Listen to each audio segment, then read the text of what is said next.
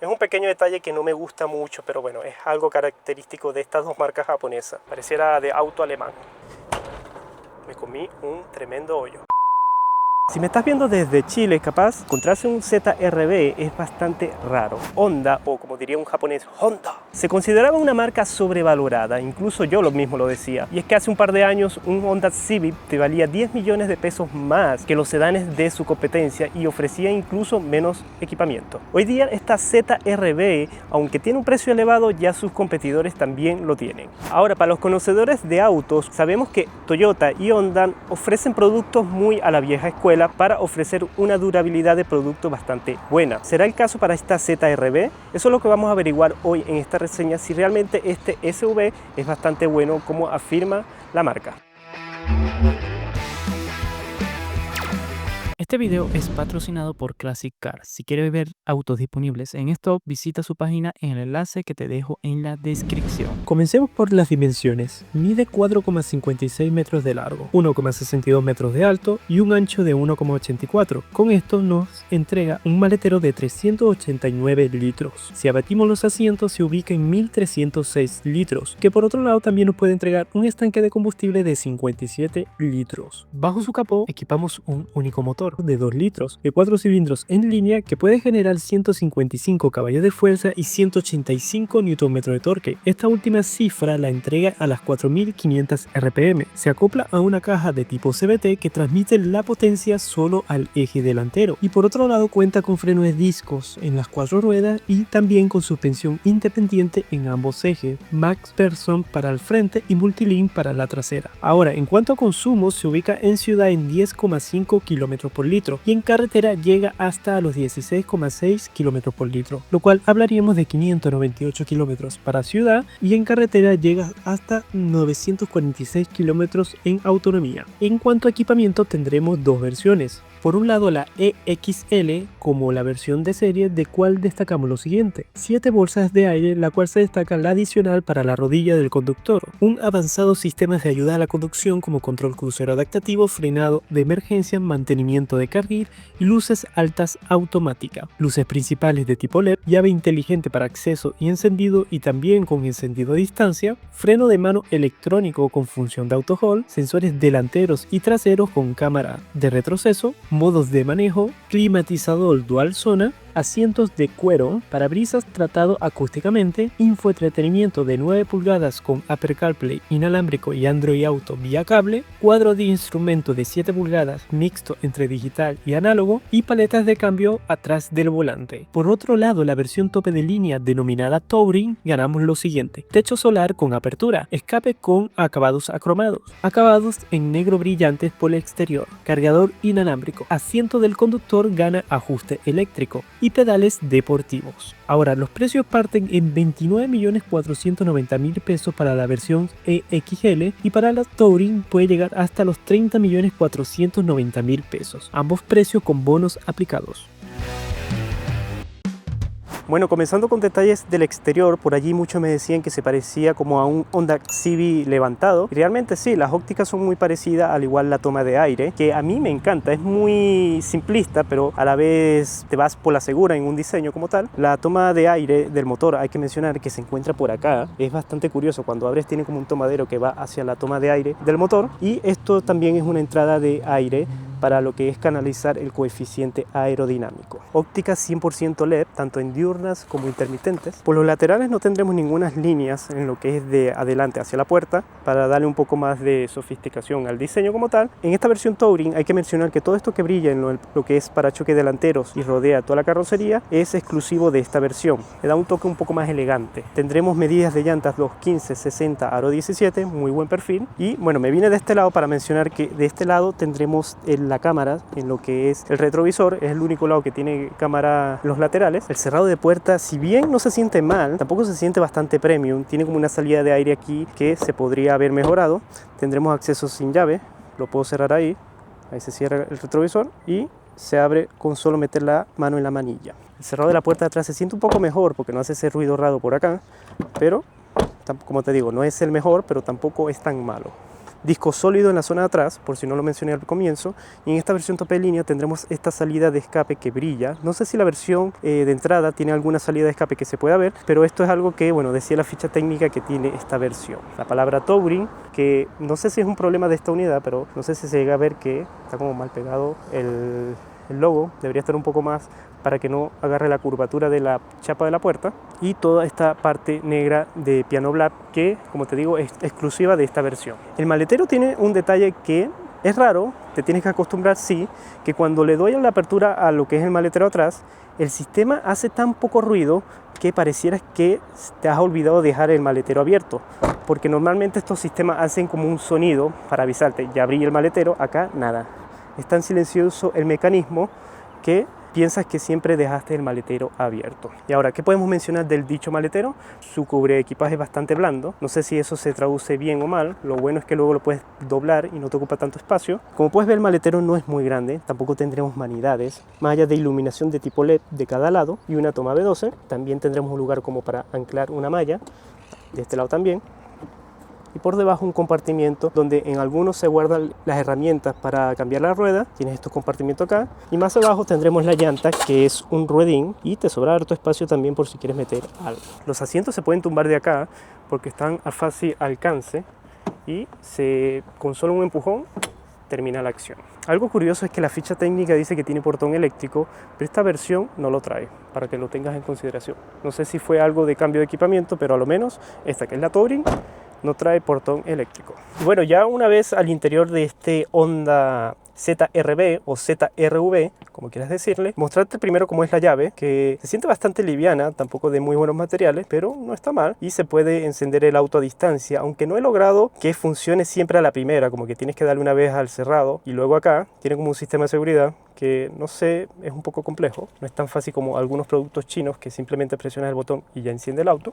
Ya veré, empecemos primero por este lado, donde tendremos solo para apagar el control de estabilidad. Igual me encanta tener un botón para esa dicha acción. Este lado que sería como para colocar la llave, veamos. Efectivamente, cabe perfectamente. Bueno, los elevalunas, que solo los delanteros son de un solo toque, los de atrás no. Bloqueo de los elevalunas, el cerrado de las puertas, para plegar o desplegar los retrovisores y para el control de ellos. Aquí tenemos la manilla, que es como la antigua, y la calidad de materiales, por lo menos acá es acolchado, aquí es plástico duro, y acá tendremos como las inserciones de cuero que encontramos alrededor de casi todo el auto, y se siente de muy buena calidad, especialmente por esta combinación de colores. Sin duda es un detalle que se agradece. Bueno, siguiendo por abajo tendremos como para colocar una botella, como puedes ver, no muy alta, pero a lo menos sí tienes algún lugar para almacenar cosas. Y ya lo que es volante es de cuero y se siente también de muy buena calidad. Tendremos paddle shift de cada lado, curioso que es un auto CVT con paddle shift. Y bueno, el control de las luces, en este caso luz automática acá. Y tendremos un botón acá que te da la acción de la cámara del punto ciego, que ya vamos a hablar de ella. Acá controlamos parte de lo que es multimedia, también para ir cambiando la información que puedo ir viendo en lo que es el cuadro izquierdo, dado que este no es digital, es análogo. Y estas serían las funciones que puedo ver: teléfono, navegación,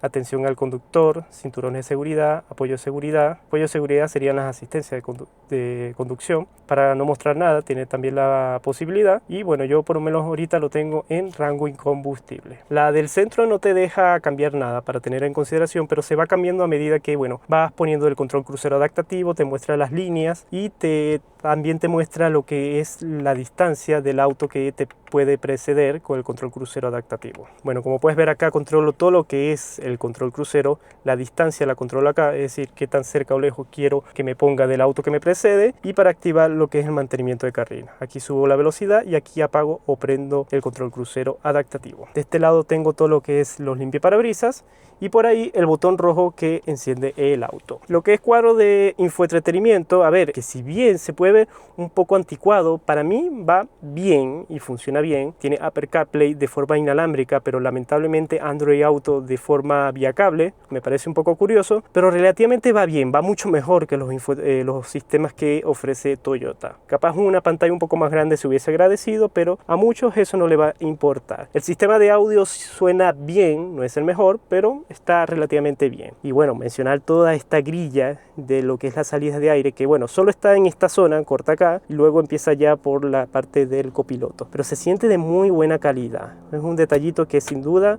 está bien cuidado. Más abajo un climatizador dual zona con perilla, se agradece, y eso también va relativamente bien. Aquí lo puedo poner en automático, sincronizar cada área o apagar y prender en este botón. Y en verdad, como te digo, se siente de muy buena calidad. Abajo tendremos cargador inalámbrico, que es solo de esta versión Touring, un puerto USB tipo A, es el único tipo A dentro del interior, dos puertas bebidas, la palanca, que bueno, aprovechamos de mostrar la cámara que no es de la mejor calidad, pero se agradece.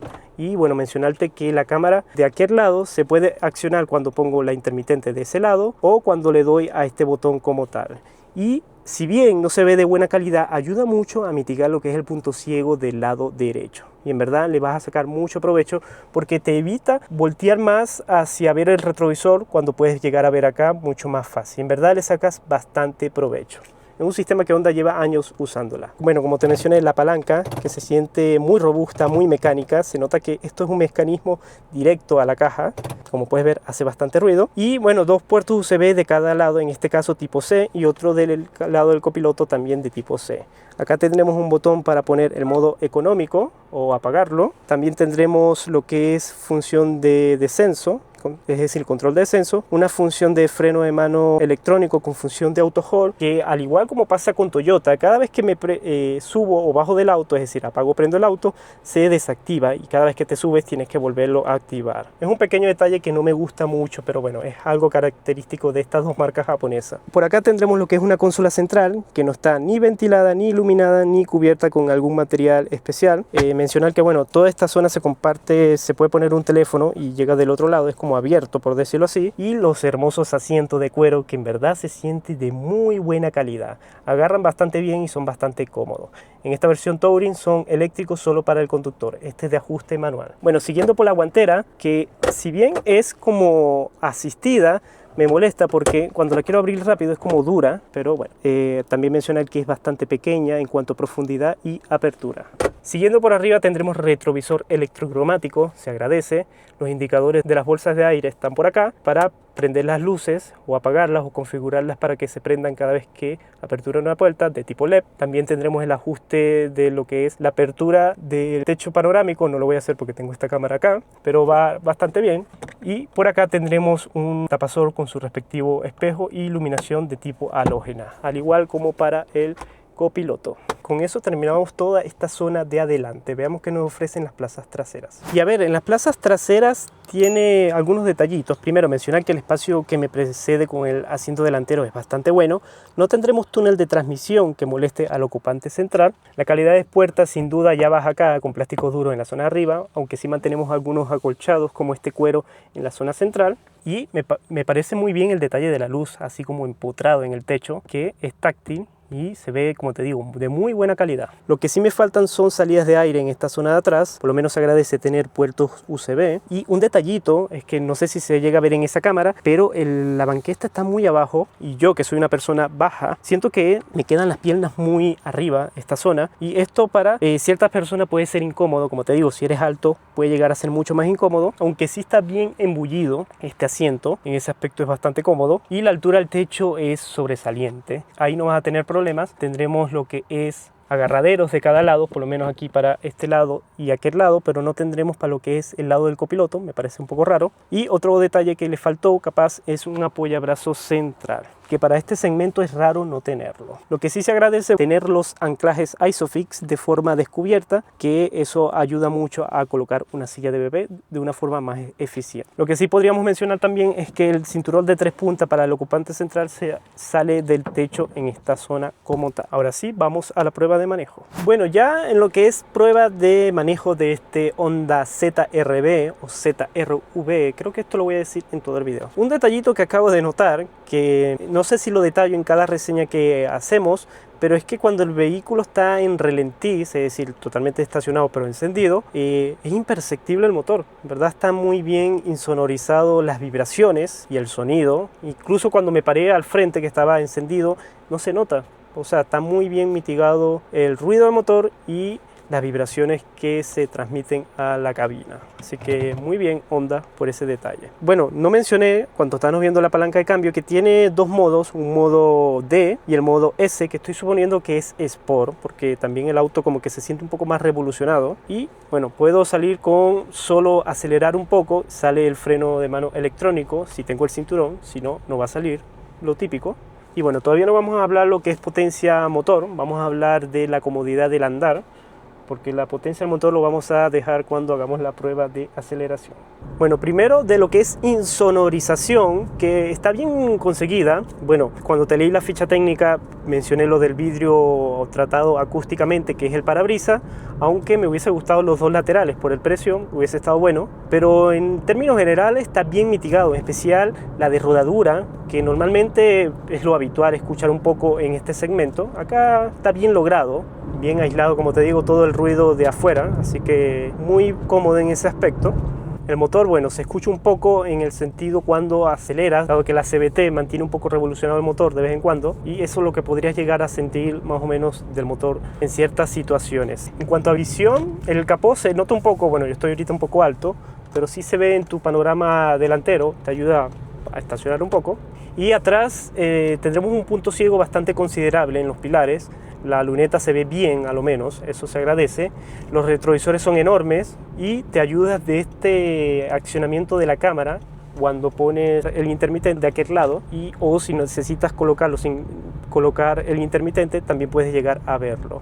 Y se apoya bastante ese punto ciego que se genera de ese lado. Así que bastante utilidad le vas a sacar a esta función, y tenerlo aquí a la mano también está bastante práctico. Los asientos me gustan porque son bastante firmes, pero al punto de no molestar mucho. Lo que es apoyo lumbar no tiene ajuste, pero se siente cómodo y me gusta la sensación que te da. En los laterales me queda un poco de espacio a mí, pero bueno, tampoco al punto de molestar. Cuando tomas una curva te agarran lo suficiente, así que nada que decir en ese aspecto. Y bueno, hablemos de suspensión, porque es independiente atrás, que aunque no lo creas, en este segmento a veces es difícil conseguir. El CX-30 no lo tiene, la Taos, a lo menos la que llegaba de Argentina lo tenía. Creo que otro de sus competidores, el Corolla Cross, no tiene suspensión independiente, a lo menos la que llega de Brasil. Así que tienes una ventaja en cuanto a comodidad y andar de este auto, porque es un poco más versátil este tipo de suspensión. A lo menos acá se siente eso, versátil. A veces se siente un poco dura, a veces un poco suave. Dependiendo de las situaciones se adapta, no es adaptativa, pero sí se siente un poco más amplio las posibilidades que te da esta suspensión, y me gusta. Por lo menos en altas velocidades el auto se siente bastante estable. Cuando pasa un lomo de toro a una velocidad capaz no adecuada, se siente un poco seca, pero cuando tomo imperfecciones del camino, que aquí es donde necesito que la suspensión sea lo más blanda posible, ahí noto esa suavidad que se requiere en esos momentos. Así que, como te digo, es un poco más versátil este tipo de suspensión. Ahora, esta unidad prácticamente es nueva, tiene 4.860 kilómetros y a lo menos ruidos en el interior no se escucha nada, así que eso es algo que se agradece realmente. En verdad, esto, lo de la intermitente con la cámara, se le saca bastante útil, porque más allá de que, bueno, te ayuda a mitigar el punto ciego, casi que no usas el retrovisor aquel, porque es más fácil ver a la pantalla que ver al retrovisor, que te hace mover un poco más el cuello. Le puedes sacar mucho provecho a eso y simplemente lo puedes dejar siempre accionado. Parece que no se sale a ningún tipo de velocidad. Bastante práctico este sistema. Capaz la cámara un poco más de resolución hubiese ayudado, pero se ve bien.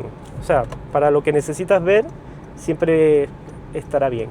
Ahora, este auto tiene asistencias a la conducción que van bien. Por lo menos tiene el mantenimiento de carril, que se acciona simplemente con un botón y luego se va a empezar a corregir a cierta velocidad. Y el control crucero, que puedo ajustarlo también con un solo botón, su distancia. Por lo menos aquí lo voy a poner que me accione a lo mínimo. Y para encenderlo simplemente puedo darle hacia arriba, que sería activarlo, también hacia abajo para setearlo a la velocidad que estoy. Como te digo, es muy fácil y aquí a la mano del volante. Bueno, estos sistemas ya los vamos a probar un poco más adelante, que nos vamos a meter a autopista. Pasemos a hablar de lo que es dirección, porque va bastante bien, es bastante precisa. Con solo hacer pequeños movimientos ya el auto se está empezando a posicionar a donde lo dirijas, y está asistida en el punto correcto, no muy dura, no muy suave. Se supone que esto tiene un modo Sport, pero no lo tiene de modo botón, solo tiene el modo que la caja se vuelve en modo Sport, como te mencioné, así que la dirección no la puedes cambiar la dureza como tal, pero está a mi gusto bastante bien en cuanto a asistencia, dureza y precisión. Pareciera de auto alemán. Por lo menos aquí voy a activar el control crucero para que me mantenga a unos 50 kilómetros y que me tenga una distancia segura de adelante. Tiene Start and Go, es decir, se va a frenar completamente en semáforos, lo cual te podría ayudar a mitigar un poco el cansancio en el manejo. Por lo menos ahí se está frenando completamente, no estoy haciendo nada. Lo que sí, claro, se demora un poco en agarrar velocidad. Aquí detectó que el del lateral estaba por delante de mí, pero estaba en un carril de al lado, porque acá en Chile se supone que si las líneas no están marcadas, cada ocupante debe imaginar una línea imaginaria en el centro y hacer dos canales, si da el espacio obviamente para tener dos autos, y como puedes ver ahí me mantiene a 50. A ver, va bastante bien, sin frenados bruscos, tampoco aceleraciones bruscas. Y bueno, podríamos hablar ya un poco de consumo. Sin duda el consumo es lo peor que tiene este auto. Al ser un motor muy tradicional, obviamente el consumo no se ve mejorado a lo que se ofrecía antes, porque tendremos a lo menos lo que voy recorriendo 6,6 kilómetros por litro. Es increíble lo que consume este auto. Y eso que no he hecho ni siquiera pruebas de aceleración muy drásticas, ando en modo normal, no ando en modo eco, pero es increíble lo que consume. Es donde más se podría caer este auto. Claro, esto es en conducción 100% en ciudad, para que tengas en consideración. Obviamente si vas a autopista va a mejorar un poco. No quiero imaginar a cuando lleguemos a la prueba de aceleración a cuánto va a bajar. Por lo menos aquí vamos a activar el mantenimiento de carril, a ver si se activa, porque no siempre se activa, como que tiene que llegar a cierta velocidad. Por lo menos ahí se activó. Vamos a ver si corrige. Corrige un poco bien, pero bueno, ahí no está muy bien pintada la línea, tampoco podría pedirle milagros. Lo que sí vamos a hacer ahora nuestra prueba de aceleración, desactivamos control de estabilidad, bueno, frenamos completamente, pedal a fondo.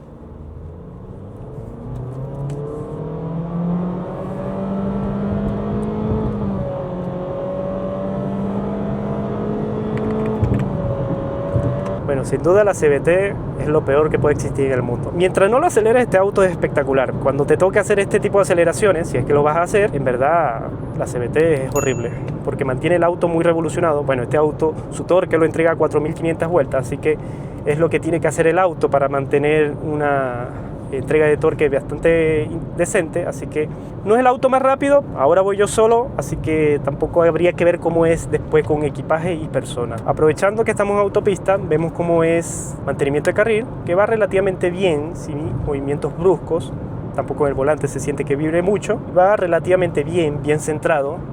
Ahí me avisa que toque el volante de vez en cuando, así que lo hace relativamente bien.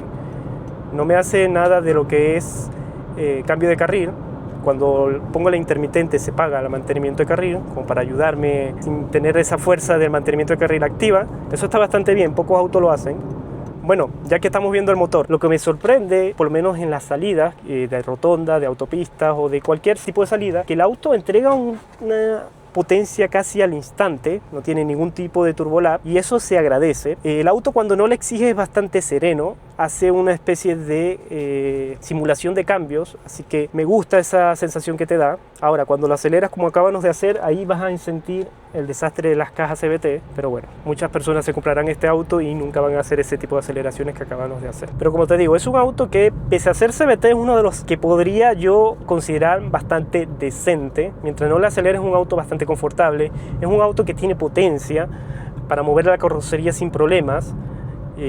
No tiene ese turbo lag que tienen, bueno, valga la redundancia, los motores con turbo, así que en ese aspecto me gusta mucho. Me comí un tremendo hoyo. Capaz donde se cae este auto es el consumo, porque ahora voy en 7,7 kilómetros por litro. Lo que vamos a hacer ahora es ir hasta donde hago la prueba de inclinación y luego la de vuelta en U, a ver cómo es el ángulo de giro, y de ahí luego haré unas vueltas para medir el consumo del auto. Por lo menos aquí me agarró mantenimiento de carril, vamos a ver si hace bien el trabajo. Bastante decente. Este es uno de los pocos japoneses que he podido manejar, bueno, japonés canadiense, con asistencias a la conducción de mantenimiento de carril, porque en verdad muy pocos los ofrecen y aquí está bien logrado. Bueno, primero vamos a tomar unos lomos de toro para que veas cómo absorbe la suspensión. Voy a tomarlo a unos 50 km por hora. Bastante firme. Ahora de repente estoy escuchando un ruido como en la rueda trasera. Debe haber algo flojo ahí. Bastante bien. Ahora sí vamos a tomar la desnivelación que hay por acá. Aquí va la primera. Bastante bien.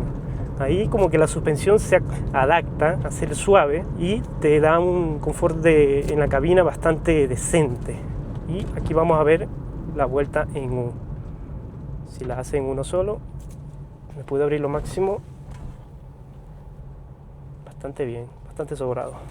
Así que muy bien el radio de giro. Bueno, voy a dar unas vueltas para ver cuánto queda el consumo y llegamos con las conclusiones finales. A few moments later. Bueno, ya hemos llegado a la final de esta prueba de manejo y hay varios detalles que quiero recalcar. Una, que había dicho que el auto hold no guarda la configuración cuando lo activas y desactivas. Sí lo hace. El problema es que mientras no te pongas el cinturón no se va a activar el auto hold. Así que retiro ese detalle que dije. Y a ver, verdad, un auto que me sorprendió bastante para llevar una mecánica bastante tradicional. Anda bien, se siente una entrega de potencia casi al instante, que me gusta eso. Y mientras no aceleremos mucho es un auto bastante confortable. Obviamente si eres de pata pesada y empiezas a acelerar un poco, la caja CVT va a hacer lo suyo y va a mantener un auto revolucionado y bastante incómodo. Otro detallito que también voy a mencionar es que me gusta mucho esto, lo del motor, que te paras al lado del auto y ni siquiera te percatas que está prendido. Está muy bien mitigado el ruido que hace el motor y eso también se transmite en vibraciones a la cabina que no se sienten. Por lo menos ahorita está prendido y pareciera que no lo estuviese por como te digo, la sensación que da.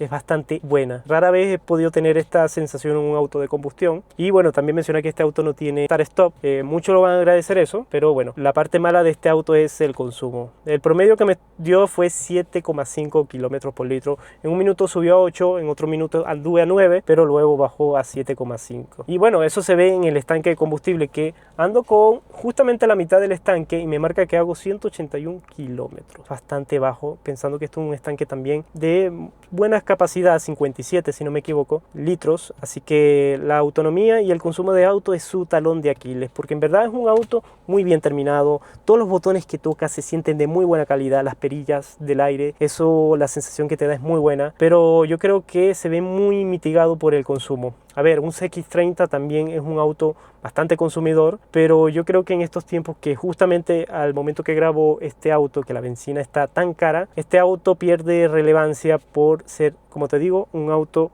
consumidor. ¿Lo recomendarías? Sí, en verdad, es un auto bastante bueno. Si no te importa mucho lo de los consumos, es un autazo como tal. Muy superior casi con toda su competencia en sensaciones que te da, y bueno, viene de una procedencia de buen ensamble como es Canadá, así que te llevas un buen autazo. Es caro, pero bueno, su competencia también ya lo es hoy. Y bueno, también antes de terminar este video, agradecerle a mis amigos de Classic Car por prestarme esta unidad. Si quieres cotizar esta unidad o cualquier otra que está dentro de su inventario, te dejaré un link para que puedas cotizar directamente con mi código y así poder llevarte un descuento en cualquier unidad que desees cotizar. Con eso concluimos este video y te invito a ver la última reseña que hicimos del Chery Tiggo 9, un SUV de 7 plazas plug hybrid, que ese por lo menos sí da buenos consumos.